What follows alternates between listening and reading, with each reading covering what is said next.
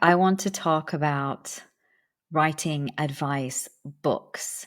And I want to talk, there are so many of these out there. So I want to talk about writing advice books, and I'm going to tell you about my favorites. I'm also going to talk a bit more broadly about what we take from writing advice books and what we don't take. And perhaps I think my overall advice about advice books is you don't have to be so absolutely dogmatic about everything that is inside these books and adopt every single technique.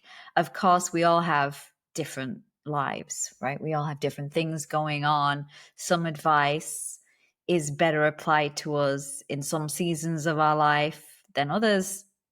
Some advice will never apply to us for a multitude of reasons. And so with that caveat in mind, I thought I would take you through some of the books that I really like and that I personally have gotten a lot from, and that I also use in my coaching materials for my clients. So now these are a snippet, a mere sprinkling of writing all of the research books and papers that I have read and that I use.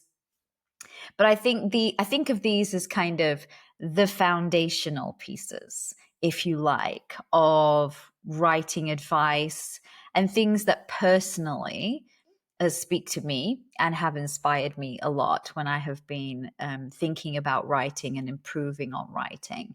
And I'm not going to go through endlessly everything that's in these books, but I'm going to take the top take home note from these books to give you a little bit of insight, and maybe if you haven't read them already, that you might consider actually reading some of these books in order to help you not only improve your writing craft, but also, and more importantly, in some ways, reinforce that writer identity that I've talked to you before about in previous episodes. So without further ado, what are the books that I really like and that really made a big impression on me?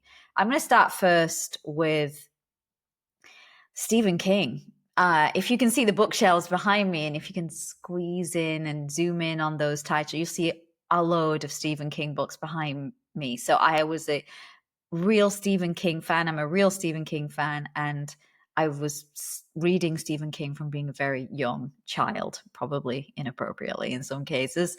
So I've read everything Stephen King's written, and he actually wrote a book about writing called On Writing many, many decades ago now. So it's Stephen King on writing.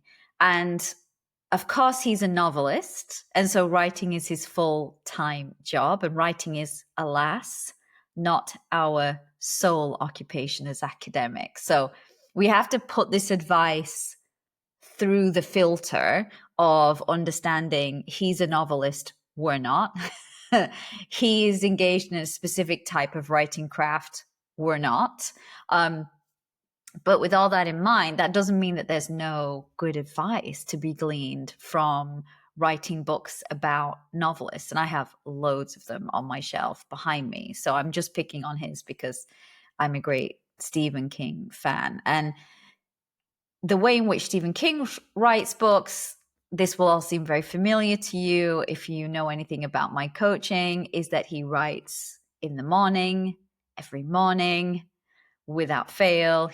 And now for him, because he's Stephen King, he does this 7 days a week. I'm encouraging you to do it 5 days a week if you're full-time employed. So he writes for 2 to 3 hours every morning, and then that's it. He gets up quite early, and then he does that, and then he goes for a walk. So when he's on the walk, he's thinking through his ideas, but when he is writing, he is writing, and nothing interrupts that. Nothing comes between him and that period of time writing. And his take-home message about writing, I think, can be summed up this way. In order to be a good writer, you need to have a willingness and an ability to close the door. In other words, for you guys to close out the noise of the academic life, to close out the competing obligations, to turn off the pings, the dings, to put the phone away, to 100% focus on the task at hand, to be prepared to close the door, real and metaphorical, on everything else that is a distraction. And that when you sit down to write, that is what you are doing. You're not doing any other work. No other thoughts may intrude. And so I think that's the big headline take home message there. So just like most writers of fiction, he has a steady, predictable routine and rhythm. And he makes sure that that is prioritized, and he has a willingness to close the door. That's harder and harder and harder these days in academia, and it's harder and harder and harder these days in the world. One of the things I thought about doing in the podcast was the sort of 4 books I've read this week, because I read so many books all the time. One of the books I read this week was A World Without Email by Cal Newport.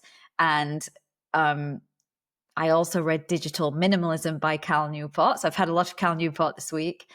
And, it's quite frightening how much our attention has been disintegrated by the sort of front office IT revolution. Anyway, my point is that maintaining that focus and having that willingness to close the door is becoming ever more threatened. It's ever more difficult to do. And so the best writers, the prolific writers, are the ones who, despite all of that, maintain that strict willingness and ability to close the door.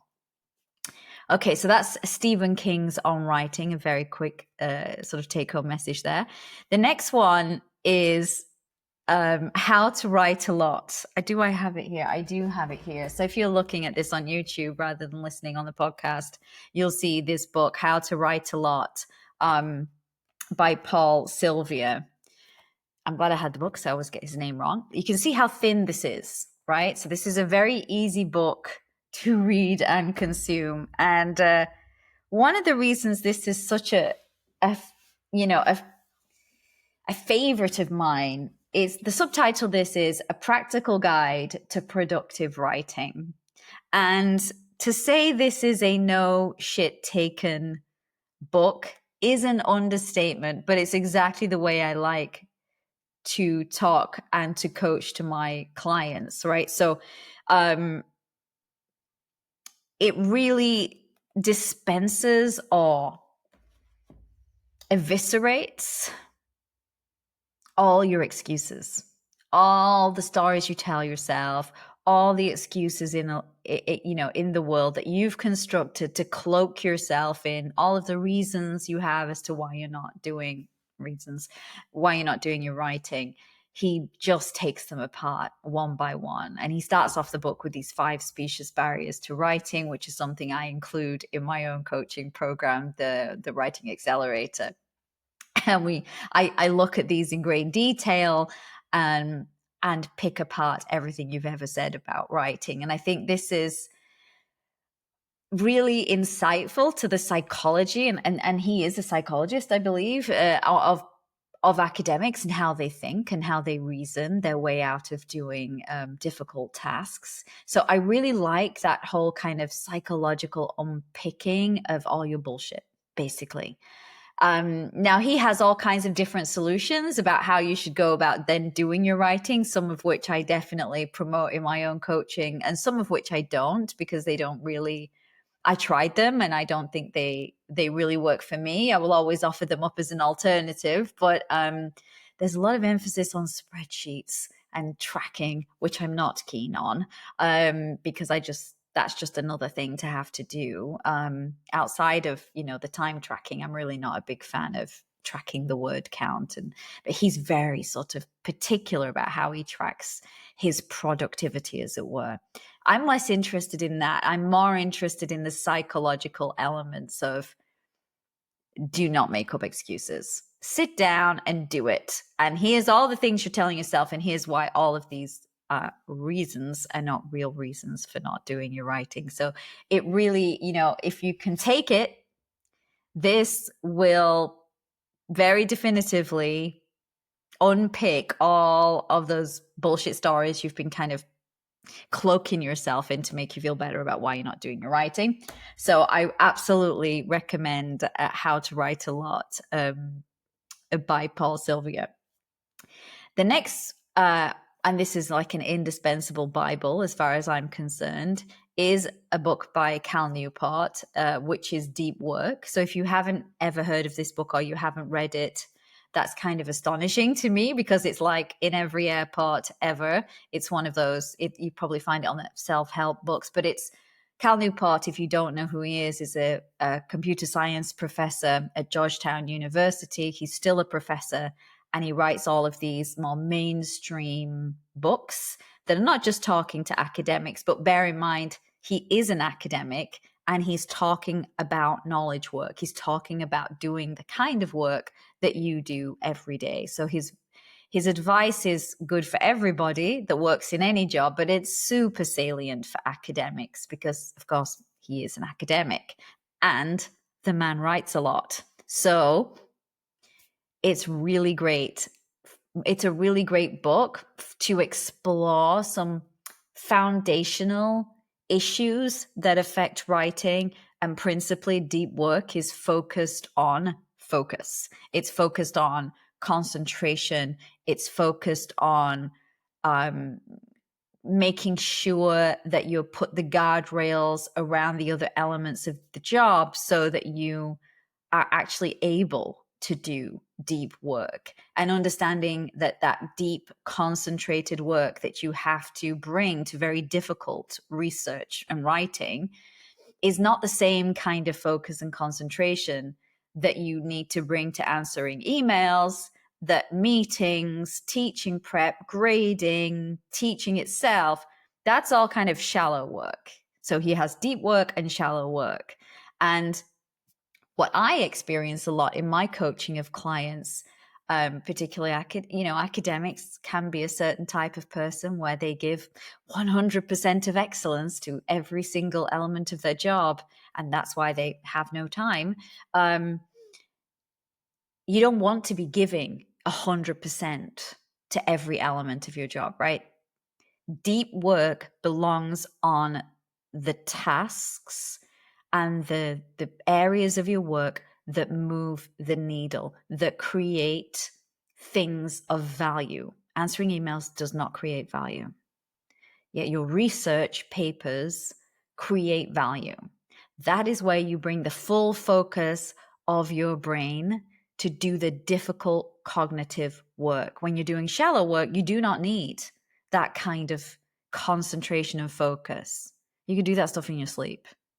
So understanding this just basic idea that deep work is where you do the difficult stuff, and that you need to create time for that and put boundaries around things, and that the rest of the stuff does not require the same kind of equal focus and attention, is a really important point that I think a lot of academics miss. And they give 100% to committees and 100% to service and 100% to grading. And that is not where the value add in your job is. It is in the production of your research. That requires 100%. Other parts of your job do not require 100%. And if this is like, oh, I don't like what she's saying, that is the little perfectionist monster inside of you trying to derail you from doing the important things well. The rest of your job, it's fine. You can, you don't want to be like a terrible teacher and a terrible grader, and you don't want to be bad at the rest of the job. That's not what I'm saying. I am saying the difficult work requires 100% of what you have to give, and you have to manage to get real deep focus in order to produce that kind of quality where something is cognitively complex and the other parts of your job are not cognitively complex. So there's a lot of morality gets stirred up when I start talking about deep work. Oh, you're saying teaching isn't important. Oh, you're saying service isn't important. This is not about moral judgment of good versus bad. I'm a good person if I do this. I'm a bad person if I do that. This is all of your psychosocial kind of emotional issues getting in the way. That's not what we're discussing here. Deep work, difficult cognitive work requires deep focus and concentration. The other parts of your job do not. There is no moral judgment there. There's no morality here. It's not saying this is more important than that. Although I will say that, but that's not what this is saying. This is saying this requires focus. That doesn't require 100% of your cognitive abilities. And if you can't get on board with that, that is probably one of the reasons you're not doing your writing. So it's really important to be able to accept that basic premise. So, okay, so I went on there. So Cal Newport's Deep Work, Foundational Bible. Right, foundational Bible. It's not specifically about writing. It's about being a knowledge worker in the 21st century. But it brings a lot of advice that is very useful if you want to be a productive writer. The take-home message there is focus and concentration trumps the number of hours you put in. It's not about the hours. It's about what you do in the hours. And that is a skill set that you need to develop. Okay, so the next book, I don't have a physical copy of to hand, although it's somewhere in my bookshelf there. I couldn't find it before I got on to do the podcast, is Bird by Bird by Anne Lamott. So this is a fairly famous American sort of writing book, advice book. Anne Lamott is another novelist. So this is not an academic giving advice to academics. This is a novelist's book. And the main, apart from the beautiful writing that she engages in, just so, learning new words and just learning a way in which to write just by reading it. She also is the originator of the shitty first draft. And this is her terminology, the shitty first draft, and how important it is to be able to let go of perfectionism and be able to produce shitty drafts. And in the understanding, you're not going to leave it like that. But this idea that you start out with the perfect first sentence or the perfect first paragraph is an absolute debilitating mindset when it comes to writing, and you will never write or finish anything when you have that mindset. You have to start with imperfection. You have to be able to do the shitty first draft. You have to be able to do the word vomit, I always call it with my clients. Just get it all out, everything you know, without doing any more reading. Just get it all out like poison, purge, and then we can do something with that. We can't do anything with thin air or things that you have circulating around your brain, right? That isn't writing. Thinking about stuff is important when you're thinking about the idea, but thinking up paragraphs in your mind and not committing them to paper is an absolute waste of time. You cannot sculpt thin air. I describe this to my perfectionist clients like trying to knit a sweater in your head. At the end of the day, you might have spent hours visualizing moving the needles, but at the end of the day, there's no sweater. There's nothing. There's zero to show for it.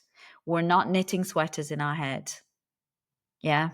We're working inside reality, not inside of our minds. And so Anne Lamott has quite a lot to say about that and about this move away from that perfectionist mindset that everybody's work is shitty to begin with. Even the best writers you can imagine all start with an absolute garbage first draft. And I've always thought that one of the kindest things my own writing mentors ever did for me was to show me their shitty early drafts, where I could look at that and think, Jesus, and then understand these are the people I admire, and their final draft is like way better than anything I could ever write. But knowing that this is the place that they started was, I think, very, very liberating for me. And not many senior academics are willing, in fact, to show you behind the curtain, right? They're not really willing to show you their shitty early drafts. And that's because they're insecure, right? They're insecure and they don't want anybody to see their shitty work. So I think that's really important. The Lamott book, Bird by Bird, and the shitty first draft, and all the reasons why you have to begin with garbage to begin anything, to finish anything. You have to be prepared to tolerate crap work.